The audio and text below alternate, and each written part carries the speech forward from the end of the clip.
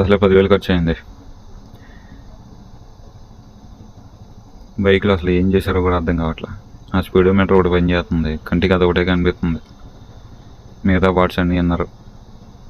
Clutch చేయించాను, ఇంజనాలు ఇవన్నీ మార్పిచ్చేసరికి 10,000 ఖర్చు అయింది.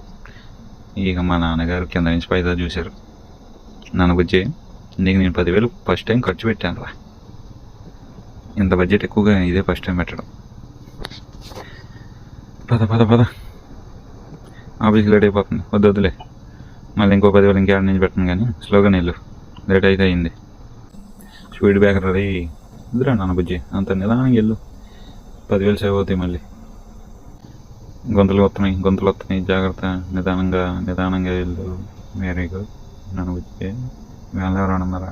చచ్చా, ఈరోజు ఆదివారంగా పెద్దగా కలరింగ్ లేదు. అది ఆటో లోపల ఏమైనా కలరింగ్ ఉంటుందేమో. స్లోగా వెళ్ళరా నాన్న బుజ్జి.